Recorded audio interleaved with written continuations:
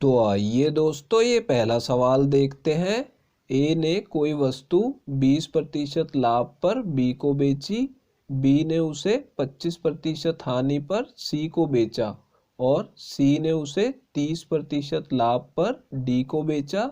यदि डी ने वह वस्तु 585 रुपये में खरीदी तो ए ने उसे किस मूल्य पर खरीदा था, ये हमें बताना है दोस्तों।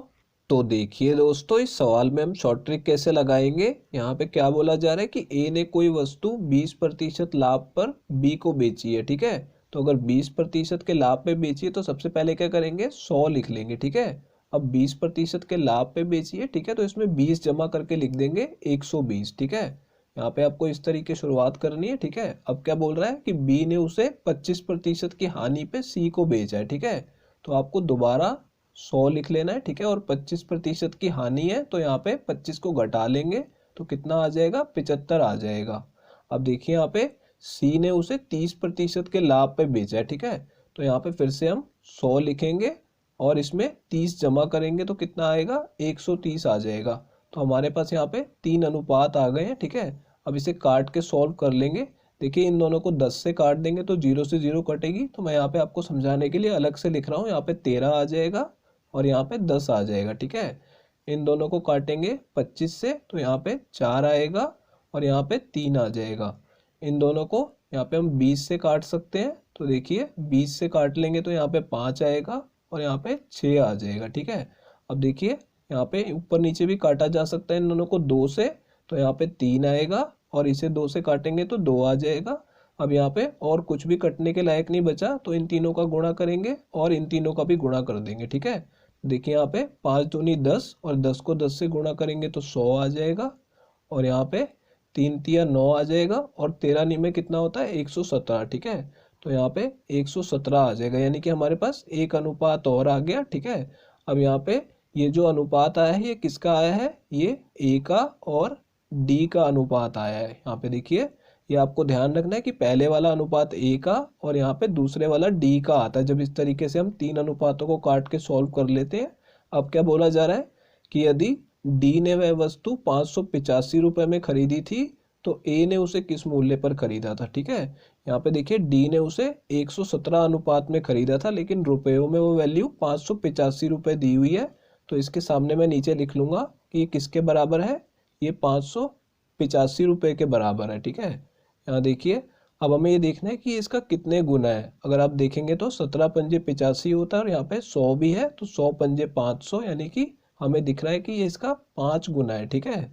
अगर हमें इसकी वैल्यू निकालनी है कि ए ने उसे कितने में खरीदा था तो ये 5 गुना है तो इसे भी 5 से गुणा करके आंसर निकाल देंगे। तो देखिए यहाँ पे ये 500 रुपये आ जाएगा, यानी कि ए ने उस वस्तु को 500 रुपये में खरीदा था। तो ये हमारा इस सवाल का आंसर होगा दोस्तों। ये चौथा ऑप्शन करेक्ट है।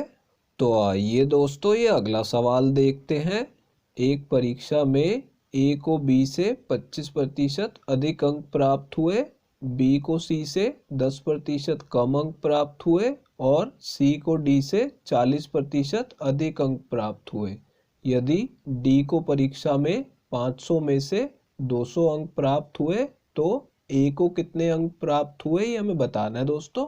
तो देखिए दोस्तों, इस सवाल में हम शॉर्ट ट्रिक कैसे लगाएंगे। यहाँ पे आपको क्या ध्यान देना है कि दो दो व्यक्तियों के अंकों की तुलना हो रही है, पहले ए और बी के अंकों की, फिर बी और सी के अंकों की और फिर सी और डी के अंकों की, ठीक है। तो यहाँ पे हमें शॉर्ट ट्रिक लगाने के लिए लिखना पड़ेगा कि पहला व्यक्ति और दूसरा व्यक्ति, ठीक है। ये हमारे बार बार बदलते रहेंगे, ठीक है। हम पहला दूसरा व्यक्ति लेते रहेंगे, पहले हम ए और बी को ले रहे हैं, ठीक है। देखिए यहाँ पे ए को बी से 25% अधिक अंक प्राप्त हुए, किससे अधिक, बी से अधिक, तो यानी बी दूसरा व्यक्ति है तो इसके अंकों को 100 मान लेंगे, ठीक है। अब इसे 25% अधिक प्राप्त हुए, यानी कि 100 से 25 अधिक कितना हो जाएगा, 125 प्राप्त हुए हैं, ठीक है। तो इन दोनों को अनुपात में ले लेना है, ठीक है। अब देखिए यहाँ पे अब पहला दूसरा व्यक्ति बी और सी को मान लेंगे, ठीक है। तो देखिए यहाँ पे बी को सी से 10% कम अंक प्राप्त हुए, किससे, सी से। तो जो सी के अंक है उसे 100 मान लेंगे, ठीक है। तो यहाँ पे बी को 10% कम प्राप्त हुए तो यानी 10 कम प्राप्त हुए हैं 100 से, ठीक है। तो यहाँ पे अनुपात में ले लेंगे दोनों को और देखिए सी को डी से 40% अधिक अंक प्राप्त हुए हैं तो डी के अंक कितने हो गए, 100। अब 100 से 40 अधिक यानी 140 आ जाएगा यहाँ पे, ठीक है। तो यहाँ पे इन दोनों को भी अनुपात में ले लेंगे, ठीक है। जैसा हमने पहले सवाल में किया था, ये सवाल उससे थोड़ा अलग है, ठीक है, इसलिए जो ट्रिक है वो थोड़ी अलग तरीके से लगाई गई है, ठीक है। तो यहाँ पे आपको इस चीज़ का ध्यान देना है कि इस ट्रिक को कैसे लगाना है। देखिए यहाँ पे इन दोनों को 20 से काट लेंगे तो कितना आएगा, यहाँ पे 5 आ जाएगा, और इसे 20 से काटेंगे तो 7 आ जाएगा, ठीक है। इन दोनों को 10 से काट देंगे तो यहाँ पे 9 आएगा, और यहाँ पे 10 से काटेंगे तो 10 आ जाएगा। और इन दोनों को दोस्तों 25 से काटा जा सकता है, तो इन दोनों को 25 से काट लेंगे तो इस तरफ 5 आ जाएगा, और इसे काटेंगे तो 4 आ जाएगा, ठीक है। अब देखिए यहाँ पे और कुछ कट रहा है तो काट लेंगे, 5 से 5 कट जाएगा, ठीक है। अब और कुछ कटने के लिए बचा नहीं है तो गुणा कर लेते हैं। तो यहाँ पे इन दोनों को गुणा करेंगे तो कितना आएगा, 40 आ जाएगा। इन दोनों को गुणा करेंगे तो 63 आ जाएगा, ठीक है। अब देखिए मैंने आपको पिछले सवाल में भी बताया था कि ये जो नीचे वाला अनुपात होता है ये ए और डी का आता है, यानी ये वाला डी का आया है और ये ए का आया है, ठीक है। यहाँ पे देखिए ए और डी का अनुपात आ गया, तो हमें सवाल में क्या बोला गया है कि डी को परीक्षा में 500 में से 200 अंक प्राप्त हुए हैं, ठीक है। लेकिन हमें यहाँ पे क्या दिख रहा है कि 40 प्राप्त हुए हैं, तो यानी ये अनुपात की वैल्यू है, तो इसके सामने लिख लेंगे कि उसे 200 अंक प्राप्त हुए हैं।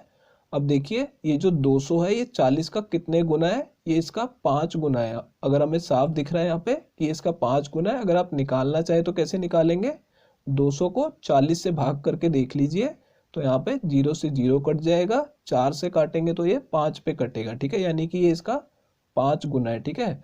अब देखिए इसे भी 5 से गुणा करके ए के अंक निकाल लेंगे, तो यहाँ पे कितना आएगा, 5 तिया 15, और हासिल में 1 आएगा, और 5 छिके 30 होगा, 30 और 1 31 आ जाएगा, ठीक है, यानी कि उसे 315 अंक प्राप्त हुए हैं 500 में से। तो ये दोस्तों हमारा इस सवाल का आंसर होगा, ये तीसरा ऑप्शन करेक्ट है। तो आइए दोस्तों ये अगला सवाल देखते हैं। एक बर्तन में 64 लीटर दूध है, यदि उसमें से 16 लीटर दूध निकालकर उतना ही पानी मिला दिया जाए और इस प्रक्रिया को 2 बार और दोहराया जाए तो बर्तन में दूध की कितनी मात्रा शेष रह जाएगी, हमें बताना है दोस्तों। तो देखिए दोस्तों इस सवाल को करने की आज मैं आपको बहुत ही आसान शॉर्ट ट्रिक बताऊंगा। यहाँ पे क्या बोला जा रहा है कि 16 लीटर दूध निकाल लिया जाता है, ठीक है, और उतना ही पानी मिला दिया जाता है, ठीक है। अब यहाँ क्या बोल रहा है, इस प्रक्रिया को 2 बार और दोहराया जाता है, यानी कि ये प्रक्रिया कितनी बार की गई है, 3 बार की गई है। ये आपको ध्यान रखना है, इसका यूज हम शॉर्ट ट्रिक में करेंगे, ठीक है। तो देखिए यहाँ पे कैसे करना है इसे। 16 लीटर दूध निकाला गया है, ठीक है, तो पहले इसको लिख लेना है, ठीक है, और इसे भाग कर देना है कुल मात्रा से। दूध की मात्रा कितनी थी, 64 लीटर, ठीक है। इसको 16 को 64 से भाग कर लिया, ठीक है। अब इसको घटा देना है 1 में से, ठीक है। तो यहाँ पे देखिए हमने क्या किया, एक फ्रैक्शन बना लिया 16/64 और इसको 1 में से घटा लिया, ठीक है। अब मैंने आपको बताया था प्रक्रिया 3 बार की जा रही है, ठीक है, तो आपको क्या करना है, इसकी पावर में 3 लगा देना है, ठीक है। और आपको एक चीज और करनी है कि जो कुल मात्रा है इसके साथ इसे गुणा कर देना है, ठीक है। यानी कि हमने क्या किया, 16 लीटर को 64 से भाग किया और फिर इस फ्रैक्शन को 1 में से घटा दिया। प्रक्रिया 3 बार हो रही थी तो इसकी पावर 3 लगा दी और इसे कुल मात्रा से गुणा कर दिया, ठीक है। अब इसे सॉल्व कर लेंगे दोस्तों। देखिए यहाँ पे 16 से दोनों को काटेंगे तो ऊपर 1 आएगा और नीचे 4 आ जाएगा, ठीक है। अब ये 1/4 को जब हम 1 में से घटाएंगे तो कितना आ जाएगा, 3/4 आ जाएगा, ठीक है। अब इसकी पावर कितनी है, 3 है, तो इसे 3 बार गुणा कर देंगे, 3/4, और एक बार और लिख देंगे 3/4, ठीक है। और इसका गुणा किसके साथ होगा, 64 के साथ होगा, ठीक है, 64 पहले से लिखा हुआ है। अब देखिए यहाँ पे 4 को 3 बार गुणा करेंगे तो कितना आएगा, 64 ही आएगा, ठीक है। यहाँ पे देखिए 4 चौक 16, 16 चौक 64, तो मैं यहाँ पे तीनों को एक साथ ही काट दूंगा 64 के साथ, ठीक है। तो नीचे वाले तीनों कट गए हैं और ऊपर कितना बचा है, यहाँ पे 3 बार 3 का गुणा करेंगे तो कितना आ जाएगा, 27 आ जाएगा, ठीक है। तो यहाँ पे यानी कि 27 लीटर दूध की मात्रा उस मिश्रण में शेष रह जाएगी, ठीक है। तो ये हमारा इस सवाल का आंसर होगा दोस्तों, ये तीसरा ऑप्शन करेक्ट है। तो आइए दोस्तों ये अगला सवाल देखते हैं। एक वस्तु का अंकित मूल्य 1225 रुपये है, उस वस्तु को 2 क्रमिक छूट देने के बाद 931 रुपये में बेचा गया। यदि पहली छूट की दर 20% है तो दूसरी छूट की दर कितनी है, ये हमें बताना है दोस्तों। तो देखिए दोस्तों इस सवाल में क्या बोला जा रहा है कि यहाँ पे 2 क्रमिक छूट दी जा रही है, ठीक है। जब भी ऐसा सवाल आएगा कि दो क्रमिक छूट की बात होगी और आपको पहली छूट दी हुई है 20% और दूसरी छूट निकालनी है, ठीक है, तो ऐसे सवाल में आपको क्या ध्यान रखना है, ये जो पहली छूट दी जा रही है ना, ये अंकित मूल्य पे दी जा रही है जो भी हमें दिया हुआ है, ठीक है, लेकिन ये जो दूसरी छूट है ये इस वाले अंकित मूल्य पे नहीं दी जाएगी, ठीक है। ये जो है दूसरी छूट किस पे दी जाएगी, हमें पहले यहाँ पे इसको 20% घटा के जो हमारा मूल्य आएगा उस वाले मूल्य पर यहाँ पे दूसरी छूट दी जाएगी, यानी हमें एक और अंकित मूल्य निकालना होगा, ठीक है। तो देखिए यहाँ पे इसे कैसे शुरू करेंगे, पहले हम इस पे 20% की छूट दे देते हैं, ठीक है। तो देखिए यहाँ पे 1225 रुपये पे हमें 20% की छूट देनी है, ठीक है, तो इसका 20% निकाल लेंगे हम, ठीक है। तो देखिए यहाँ पे इन दोनों को 20 से काट लूंगा मैं, तो कितना आएगा, ऊपर 1 आएगा और नीचे 5 आ जाएगा, ठीक है। अब आप इसे 5 से काटेंगे तो कितना मिलेगा आपको, ये 245 रुपये मिलेगा, ठीक है, यानी कि हमें इस पे 245 रुपये की छूट देनी है 1225 रुपये पे, ठीक है। तो यानी 1225 में से हम क्या करेंगे, 245 को घटा देंगे, ठीक है, इस पे छूट दे देंगे, ठीक है। तो देखिए यहाँ पे क्या वैल्यू प्राप्त होगी, हमें यहाँ पे 980 रुपये प्राप्त होगा, ठीक है, यानी कि 980 रुपये जो है एक और अंकित मूल्य आ गया हमारा दूसरी छूट देने के लिए, ठीक है। अब यदि ये अंकित मूल्य आया है तो मैं एक बार लिख लेता हूँ कि ये दूसरा अंकित मूल्य है, ठीक है, जो हमने दूसरी छूट के लिए निकाला है, ठीक है। अगर अंकित मूल्य 980 रुपये है, ठीक है, और वस्तु को बेचा कितने में गया है, 931 रुपये में बेचा गया, यानी कि ये विक्रय मूल्य हमें दिया हुआ है, ठीक है। तो विक्रय मूल्य कितना है, 931 रुपये, ठीक है, अंकित मूल्य कितना है 980 रुपये और विक्रय मूल्य 931 रुपये है, ठीक है। तो यानी कि छूट कितने की दी गई है, पहले हम ये पता लगा लेंगे, ठीक है। तो देखिए यहाँ पे 980 में से 931 को घटा देंगे, ठीक है, तो यानी छूट कितने रुपए की दी गई है, यहाँ पे 49 रुपए की छूट दी जा रही है, ठीक है। अब इसे हमें प्रतिशत में बताना है, ठीक है, यानी कि दूसरी छूट 49 रुपए की दी गई है, तो छूट का प्रतिशत निकाल लेते हैं। देखिए यहाँ पे छूट कितने की दी जा रही है, 49 रुपए की, ठीक है, और छूट किस पे दी जाती है, अंकित मूल्य पे दी जाती है, लेकिन ये जो दूसरी छूट है इसका अंकित मूल्य कितना है, 980 रुपये है, ठीक है। तो यानी 980 से अंकित मूल्य से इसे भाग करेंगे और 100 से गुणा कर देंगे, ठीक है। तो देखिए यहाँ पे 0 से 0 कट जाएगी और 49 से इसे काटेंगे 98 को तो 2 पे कटेगा, ठीक है, और 2 से हम 10 को काट देंगे तो कितना आ जाएगा, 5 आ जाएगा, ठीक है, यानी कि दूसरी जो छूट है वो 5% की दी गई है। तो दोस्तों ये हमारा इस सवाल का आंसर है। तो देखिए दोस्तों ये पहला ऑप्शन करेक्ट है। तो आइए दोस्तों ये अगला सवाल देखते हैं। एक 48 लीटर के मिश्रण में दूध और पानी का अनुपात 3:5 है, तो इसमें कितना दूध और मिलाया जाए ताकि नए मिश्रण में उनका अनुपात 5:3 हो जाए। तो देखिए दोस्तों इस सवाल में क्या बोला जा रहा है कि एक 48 लीटर का मिश्रण है जिसके अंदर दूध और पानी का अनुपात हमें दिया गया है 3:5, ठीक है। तो देखिए इसे कैसे करेंगे, एक 48 लीटर का मिश्रण है, ठीक है, जिसके अंदर दूध और पानी है, ठीक है, और उनका अनुपात कितना है, 3 और 5 है, ठीक है। अब ये कितने कितने लीटर है इसको कैसे निकालेंगे, अनुपात देखेंगे तो 3:5 दिया हुआ है, ठीक है, यानी कि कुल कितना हो गया, 8 हो गया, दोनों को जमा करेंगे तो, ठीक है, यानी देखिए 8 अनुपात यानी 8 यूनिट किसके बराबर है, 48 लीटर के बराबर है, ठीक है। तो यहाँ पे मैं 48 लीटर लिख दूंगा, ठीक है। तो एक अनुपात किसके बराबर होगा, दोनों तरफ 8 से भाग कर देंगे, ठीक है, इसे 8 से भाग करेंगे तो 1 आएगा, इसे 8 से भाग करेंगे तो 6 लीटर आ जाएगा, ठीक है।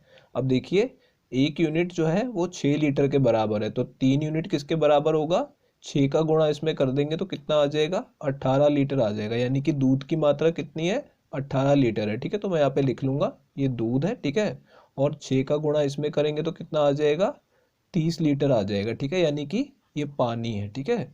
अब देखिए क्या बोला जा रहा है, तो इसमें कितना दूध और मिलाया जाए ताकि नए मिश्रण में उनका अनुपात 5:3 हो जाए, ठीक है। हमें इसमें दूध और मिलाना है, ठीक है, लेकिन कितना मिलाना है ये तो हमें पता नहीं है, तो इसमें हम लिख देंगे कि हम इसमें x लीटर दूध और मिला रहे हैं, ठीक है।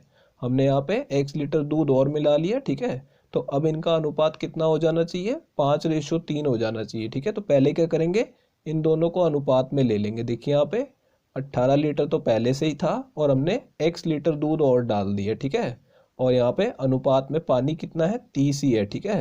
ये कितना हो जाएगा, ये 5:3 हो जाएगा। ठीक है, तो इसके सामने 5:3 लिख देना है। ठीक है, इस तरीके से इक्वेशन बना के इसे सॉल्व कर देंगे। ठीक है, तो देखिए 3 का गुणा इसमें करेंगे तो कितना आ जाएगा, यहाँ पे 18×3 = 54 जमा 3x आ जाएगा। ठीक है, और ये किसके बराबर आ जाएगा, 30 का गुणा ऊपर 5 में कर देंगे तो कितना आ जाएगा, 150 आ जाएगा। ठीक है, अब देखिए 54 को उधर घटाने के लिए भेज देंगे और 3x इधर ही रह जाएगा। ठीक है, अब देखिए 54 घटाना है इसमें से, तो पहले 50 घटा दीजिए तो 100 बचेगा। ठीक है, 100 में से 4 और घटाएंगे तो 96 बच जाएगा। ठीक है, तो x की वैल्यू कितनी हो जाएगी, 96 और भाग में 3 आ जाएगा। ठीक है, 3 से इसे काटेंगे तो कितना आ जाएगा, 32 आ जाएगा। यानी कि x की वैल्यू कितनी है, 32 लीटर है, यानी उसमें हमें 32 लीटर दूध और मिलाना होगा। तो ये हमारा इस सवाल का आंसर है दोस्तों, ये तीसरा ऑप्शन करेक्ट है। तो आइए दोस्तों ये अगला सवाल देखते हैं। एक विद्यालय में लड़कों और लड़कियों की संख्या का अनुपात 3:2 है। यदि 25% लड़कों और 35% लड़कियों को छात्रवृत्ति मिलती है तो कितने प्रतिशत छात्रों को छात्रवृत्ति नहीं मिलती, ये हमें बताना है दोस्तों। तो देखिए दोस्तों, इस सवाल में क्या बोला जा रहा है कि एक विद्यालय में लड़कों और लड़कियों की संख्या का अनुपात 3:2 है। ठीक है, तो यहाँ पे मैं 3:2 लिख लूंगा। ठीक है, लड़कों के लिए यहाँ पे बी लिख लेंगे, बॉयज। ठीक है, और लड़कियों के लिए गर्ल्स लिख लेंगे। ठीक है, अब देखिए क्या बोला जा रहा है, 25% लड़कों को और 35% लड़कियों को छात्रवृत्ति मिलती है। ठीक है, लेकिन हमें इनकी संख्या नहीं पता, तो हम इसकी संख्या को कैसे मान लेंगे, यहाँ पे दोनों को 100 से गुणा कर लेंगे। ठीक है, ताकि हमारी कैलकुलेशन आसान हो जाए। तो लड़के कितने हो जाएंगे, 300 लड़के, ठीक है, उस विद्यालय में पढ़ते हैं, और लड़कियां कितनी हैं, 200 हो जाएंगी। ठीक है, आपको दोनों को समान संख्या से गुणा करना होगा। ठीक है, अब देखिए यहाँ पे 300 में से कितने छात्रों को छात्रवृत्ति मिलती है, पहले हम ये पता लगा लेंगे। 25% लड़कों को मिलती है। ठीक है, तो इसका 25% निकाल देंगे, और यहाँ पे लड़कियों को कितने को मिलती है, 35% को मिलती है। ठीक है, तो इसका 35% निकाल देंगे। ठीक है, तो मैं आपको निकाल के दिखा देता हूँ।